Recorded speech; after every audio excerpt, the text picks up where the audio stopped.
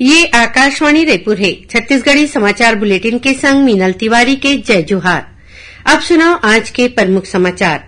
केंद्रीय वित्त मंत्री निर्मला सीतारमण आज लोकसभा में 2023-24 के बजट करीन पेश। आयकरदाता मन बर छूट के सीमा 5 लाख ले बढ़ा के 7 लाख रुपया करेगी। बजट में कृषि स्टार्टअप ला बढ़ावा दे बर कृषि वर्धक कोष करे जाही स्थापित। और छत्तीसगढ़ में केंद्रीय बजट ला लेके भाजपा और कांग्रेस के नेता मन दिन प्रतिक्रिया। प्रदेश भाजपा अध्यक्ष कहिन कि ये बजट हर वर्ग के सोच ला पूरा करैया है। उन्हें मुख्यमंत्री बजट ला निराशाजनक बतावत कहिन कि एमा किसान आदिवासी मन के विकास बर कोनो किस्म के प्रावधान नहीं है। अब समाचार विस्तार ले। केंद्रीय वित्त मंत्री निर्मला सीतारमण आज लोकसभा में 2023-24 के बजट पेश करें। नरेंद्र मोदी सरकार के दूसर कार्यकाल के पूर्ण बजट पेश करत वित्त मंत्री कहिन कि ये अमृत काल के पहली बजट है। बजट में आयकरदाता मन ला राहत दे गे है। आयकर स्लैब के संख्या 6 ले घटा के 5 कर दे गे है। अब 3 लाख रुपया तक के आमदनी वाले मनखे मन ला कोनो किस्म के कर दे बर नहीं पड़े। 3 ले 6 लाख रुपया तक के आय वाले करदाता मन ला 5% के दर ले देबर पड़ी।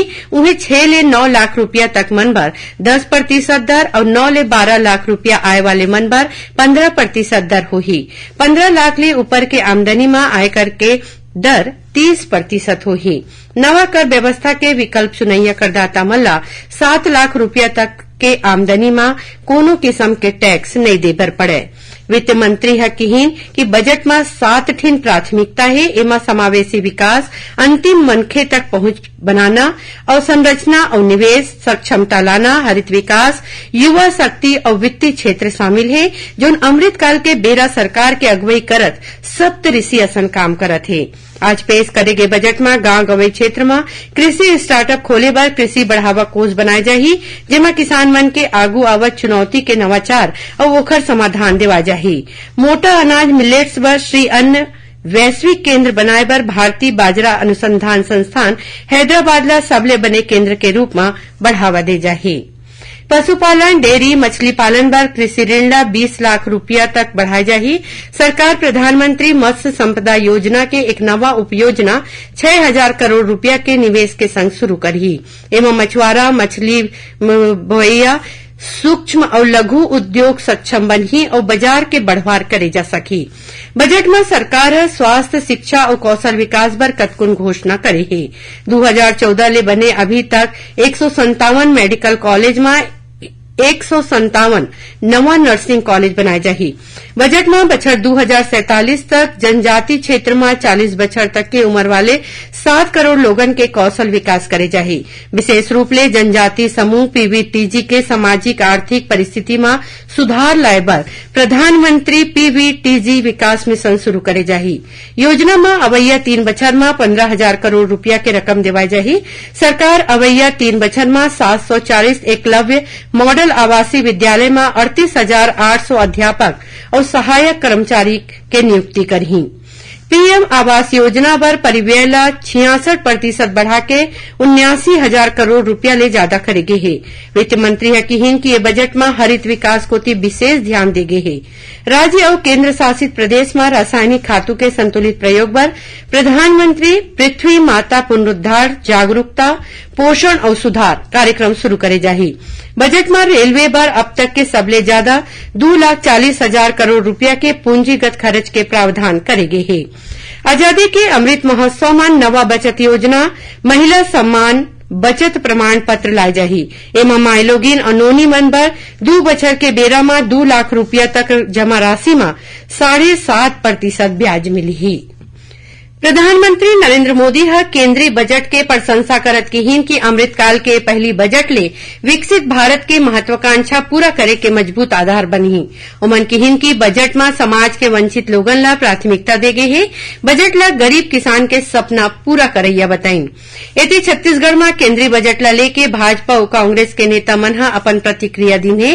प्रदेश भाजपा अध्यक्ष अरुण साव कहिन कि ये बजट गांव, गरीब किसान, युवा, माइलोगन, सियान, पिछड़ा वर्ग, दलित और जनजाति समाज समेत हर वर्ग के सोचला पूरा करैया बजट है। उमन यहू कहिन कि ये बजट है छत्तीसगढ़ बर कतकोन संभावना के दुआरी खोल दे है। उन्हें भाजपा के राष्ट्रीय उपाध्यक्ष और पूर्व मुख्यमंत्री डॉक्टर रमन सिंह का कहिन कि ये बजट मध्यम वर्गीय परिवार ला राहत देवैया हरय, संगे संग हर वर्ग बर ये बजट एक सुघ्घर कल लेके आए है। राज्यसभा सांसद सरोज पांडे आम बजट ला भारत के मजबूती के बजट बताइन। उमन कहिन कि एमा देश के सबो वर्ग ला ध्यान में राखे गे हे और उमन ला देश के मुख्य धारा ले जुड़े के मौका दे गे हे। दूसर कोती मुख्यमंत्री भूपेश बघेल आम बजट ला निराशाजनक बताइन। उमन कहिन कि बजट में किसान आदिवासी मन के विकास बर कोनो किस्म के प्रावधान नहीं है और न ही महंगाई और बेरोजगारी ला कमती करे बर कोनो योजना है। उमन यहू कहिन कि बजट में मिलेट्स ला बढ़ावा दे के बात कहे गए है, फिर समर्थन कीमत में कोनो किस्म के गोट बात नहीं हुए है। श्री बघेल कहिन कि बजट ले उम्मीद रहीस कि प्रदेश के जगदलपुर और अंबिकापुर बर ट्रेन शुरू कराए के प्रावधान कराए जाही, फिर ऐसन कोनो घोषणा नहीं करेगी। उन्हें प्रदेश कांग्रेस अध्यक्ष मोहन मरकाम कहिन कि बजट में देश के किसान, युवा माइलोगिन और आम जनता ला ठगे है। छत्तीसगढ़ी समाचार बुलेटिन आप मन आकाशवाणी रायपुर ले सुनत हव। अब आगू बढ़बो बांचे समाचार कोती। राज्यपाल अनुसुईया उइके आज रायपुर में राखे गए छत्तीसगढ़ निजी विश्वविद्यालय विनियामक आयोग के स्थापना दिवस समारोह में शामिल हुईन। समारोह में आयोग के स्मारिका ज्ञानामृत के विमोचन करीन और आयोग के हेल्पलाइन नंबर के घलो शुभारंभ करीन। संगे संग राज्यपाल बछर 2025 तक देश में चलाए जात प्रधानमंत्री टीबी मुक्त भारत अभियान के प्रचार प्रसार और लोगन ला जागरूक करे के आह्वान करीन। स्कूल शिक्षा मंत्री डॉक्टर प्रेम साय सिंह टेकाम मुख्यमंत्री शिक्षा गौरव अलंकरण योजना में रायपुर संभाग के 31 झिन शिक्षक मन ला सम्मानित करीन है। काली रायपुर के माध्यमिक शिक्षा मंडल परिसर के सभागार में राखे गए कार्यक्रम में शिक्षा दूत सम्मान ले 12 झिन शिक्षक, ज्ञानदीप ले 3 शिक्षक, शिक्षा श्री ले 3 झिन व्याख्याता और 5 झिन सबले बने प्राचार्य और 8 सबले बने प्रधान पाठक मन ला सम्मानित करेगी। ये सम्मान शिक्षा के क्षेत्र में सुघ्घर काम करैया शिक्षक मन ला लइका मन के पढ़ाई लिखाई के संग कौशल विकास, बौद्धिक, शारीरिक और सामाजिक दायित्व बर बने काम करे खातिर दे गे हे। ये मौका में डॉक्टर टेकामा कहिन कि शिक्षक आदिकाल ले समाज के पथ प्रदर्शक हवय, एकर सेती ओमन ला ये सम्मान के पात्र हवय। छत्तीसगढ़ खरीफ विपणन बछर में समर्थन कीमत में धान खरीदी में 107,51,000 मीट्रिक टन ले ज्यादा धान बिसाए के नवा रिकॉर्ड बनाए हैं। पांचों बछर राज्य में 98 लाख मीट्रिक टन धान बिसाए गे रहीस। छत्तीसगढ़ पंजाब के बाद दूसरा राज्य है जिहा सबले ज्यादा धान बिसाए गे है। उन्हें धान बेचैया किसान मन के संख्या के हिसाब ले छत्तीसगढ़ देश में अव्वल जगह में हवय। यहाँ समर्थन कीमत में करीबन 23,42,000 किसान मन अपन धान बेचे हैं। खाद्य सचिव टीके वर्मा बताइन कि एसो घलो धान बिसाए के संगे संग कस्टम मिलिंग बर खरीदी केंद्र ले मिलर्स कोती ले सोझे धान के उठाव के व्यवस्था करेगी, जेमा अभी तक 90 लाख मीट्रिक टन ले ज्यादा धान के उठाव हो गए है। खबर के मुताबिक राज्य में एसो समर्थन मूल्य में धान खरीदी 1 नवंबर ले 31 जनवरी तक करेगी।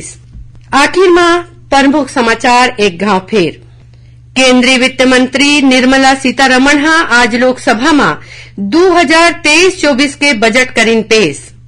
आयकरदाता मन बर छूट के सीमा 5 लाख ले बढ़ा के 7 लाख रुपया करेगी। बजट में कृषि स्टार्टअप ला बढ़ावा देबर कृषि वर्धक कोष करे जाही स्थापित। और छत्तीसगढ़ में केंद्रीय बजट ला लेके भाजपा और कांग्रेस के नेता मन दिन प्रतिक्रिया। प्रदेश भाजपा अध्यक्ष कहिन कि ये बजट हर वर्ग के सोच ला पूरा करैया है। उन्हें मुख्यमंत्री बजट ला निराशाजनक बतावत कहिन कि एमा किसान आदिवासी मन के विकास बर कोनो किस्म के प्रावधान नहीं है।